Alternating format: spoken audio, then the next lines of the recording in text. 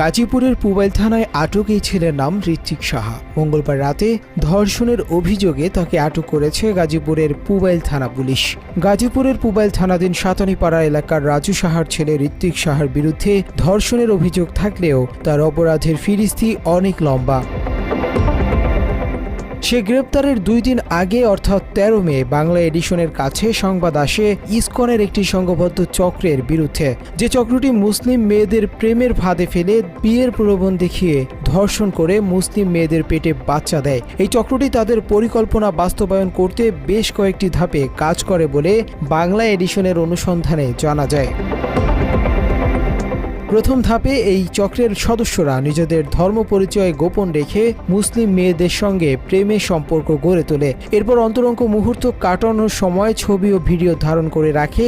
এই ধাপের পর চক্রটি তাদের ধর্ম পরিচয় সামনে এনে মুসলিম মেয়েকে বিয়ে করার প্রতিশ্রুতি দিয়ে শারীরিক সম্পর্ক চালিয়ে যেতে বাধ্য করে। ধর্ম পরিচয় জানার পর মুসলিম মেয়েরা তাদের সঙ্গে সম্পর্ক ছিন্ন করতে চাইলে এরা এদের ভয়ঙ্কর চেহারা সামনে এনে আগে থেকে ধারণ করা ছবি ও ভিডিও ছড়িয়ে দেওয়ার হুমকি দেয়। ব্ল্যাকমেইলের মাধ্যমে ভুক্তভোগী মেয়েদের ধর্মান্তরিত হতে বাধ্য করতে নানাভাবে চাপ দিতে থাকে। সবকিছুই হারাইছি, এখন কিছু বললেই বলে যে মাদ্রাসার মেয়ে এরকম কাজ করছে কেমনে। তাদের বাসায় গেছি আমি, যার পরে তার মা প্রতিদিনই আমার পানির সাথে কি মিক্সার করে খাওয়াইতো। প্রতিদিন সকালে আমি খাইতে যেতাম না, জোর করে খাওয়াইতো বিয়ের আগে আর কি। লাস্টে এক তান্ত্রিককে নিয়ে আসছিল, আমার অনেক জোর জবস্তি করে শাড়ি পরাইছে। আমি শাড়ি পরবো না, পরার পরে এই রুম থেকে ওই রুমে আমি একটা বালিশ আনতে গেছিলাম। এখন উনি ওইখানে ঘুমানো, ওনারা ঘুমাইতে দেখে আমি পর্দা সরাই দিছি, জানি আমি ভিতরে ঢুকলে বাহির থেকে মানুষ দেখতে পারে আমারে। লাস্টে বাসায় গেছি, যাওয়ার পরে তান্ত্রিক আমার হাত ধরে এভাবে। লাস্টে আমি এই রুমে এসে ছেলের ছোট ভাইরে বলি যে এরকম অবস্থা। লাস্টে ছেলের মারে বলছে, ছেলের মা বলছে যে থাক, চুপ করে থাকো, আমি এটা পরে দেখবো নি। লাস্টে 12টার দিকে আমি ছাদ থেকে হাঁটতেছি, তখন অসুস্থ আমি, মানসিকভাবে অসুস্থ। ছেলের বাবা বলতেছে যে ঘর সংসার করতে পারলে থাকো, নাইলে না থাকো, চলে যাও। ঋত্বিক সাহা একইভাবে পরিচয় গোপন রেখে ফেসবুকের মাধ্যমে প্রেমের সম্পর্ক গড়ে তোলেন মানিকগঞ্জের মেয়ে রোজার সঙ্গে। সম্পর্কের 6 মাস পর রোজা জানতে পারে ঋত্বিকের আসল ধর্ম পরিচয়। সে সময় ঋত্বিক ধর্ম পরিবর্তন করে মুসলিম হয়ে তাকে বিয়ে করবে বলে প্রতিশ্রুতি দেয়। বিয়ের প্রলোভন দেখিয়ে রোজাকে গাজীপুরের পুবাইলে তার বাসায় নিয়ে যায় ঋত্বিক। বাসায় নিয়ে গিয়ে প্রায় 3 মাস ঋত্বিক সাহা জোরপূর্বক রোজার সঙ্গে স্বামী স্ত্রীর মতো বসবাস করতে থাকে। জোরপূর্বক সংসার করাকালে মুসলিম মেয়েটিকে শাখা সিঁদুর পরতে বাধ্য করে এবং হিন্দু ধর্মীয় রীতিনীতি মানতে বাধ্য করতে থাকে বলে ভুক্তভোগী রোজা বাংলা এডিশনকে জানায়। উকিলের মাধ্যমে আর কি, আদালতে না, উকিলের মাধ্যমে বিয়ে পড়ায় আর কি, কোর্ট ম্যারেজ করায়। কিন্তু কাগজ পড়ার সময় আমার এসে দেয় না, শুধু সিগনেচার করায় চলে আসি। দেন বাসায় আসার পরে সে আমার প্রতিশ্রুতি দিছিল যে তার এইচএসসি পরীক্ষার পরে সে আমার আলাদা নিয়ে থাকবে, কিছুদিন তাদের বাসায় থাকতে। আমার ধর্ম আমি পালন করব, সে তার ধর্ম পালন করবে। আমি নামাজ কালাম পড়তে গেলে নামাজ কালাম পড়তে দিত না, পূজা করতে বলতো, ওইগুলো নিয়ে চিল্লাচিল্লি করতাম বাসার মধ্যে। রোজা মাদ্রাসা পড়ুয়া ছাত্রী এবং মুসলিম হওয়ায় ঋত্বিকের চাপিয়ে দেয়া ধর্ম মেনে নিতে পারছিলেন না। এ বিষয়ে রোজা প্রতিবাদ করতে চাইলে অন্তরঙ্গ ছবি সামাজিক যোগাযোগ মাধ্যমে ছড়িয়ে দেওয়ার হুমকি দেয় ঋত্বিক সাহা। শারীরিকভাবে ক্ষতি হয়েছে, মানসিকভাবে টর্চার করছে। 3 মাসের মধ্যে কোনো জামা কাপড় কোনো কিছু না, একটা জিনিস খাইতে গেলে অত্যাচার করছে।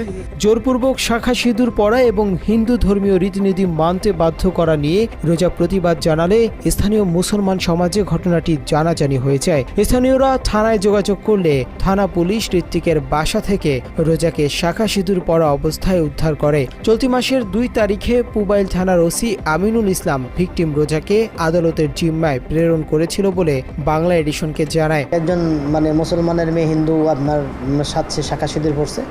স্থানীয় লোকজন এবং যারা আমাদের ওই আলেম ওলামা আছে, তাদের মধ্যে একটা ক্ষোভের সৃষ্টি হয়। ক্ষোভের সৃষ্টি করলে এটা অনাকাঙ্ক্ষিত পরিস্থিতির তৈরি হয়। আমরা সঙ্গে সঙ্গে জানার পর তারপরে ওইখানে যে ছেলে মেয়েকে আমরা রিকভারি করার চেষ্টা করি, কিন্তু আমরা ছেলেকে পাই না। ছেলে পালায় যায়, মেয়েকে পাই। পাওয়ার পরে বিধি অনুযায়ী মেয়েকে আমরা নিয়ে যে বিজ্ঞ আদালতে সোপর্দ করছি। স্থানীয় মানুষ এবং পুবাইল থানা পুলিশের সহায়তায় রোজা এক দুর্বিষহ বন্দিশালা থেকে মুক্তি পেয়েছে। তবে ততক্ষণে ঋত্বিকের ধর্ষণের ফলে 2 মাসের গর্ভবতী হয়েছেন মুসলিম মেয়ে রোজা। ইতোমধ্যে সকল ঘটনার জেরে পরিবারহীন হয়ে পড়েছেন রোজা।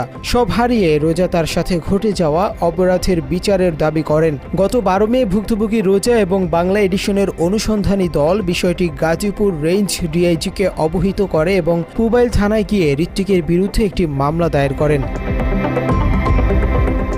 বাংলা এডিশনকে ঘটনার বর্ণনা দেন পুবাইল থানার ভারপ্রাপ্ত কর্মকর্তা আমিনুল ইসলাম। আমরা জানতে পারলাম যে তার সাথে এইভাবে আপনার এফিডেভিট করে বিয়ে হয়েছে, এরপরে এখানে এসে ছিল।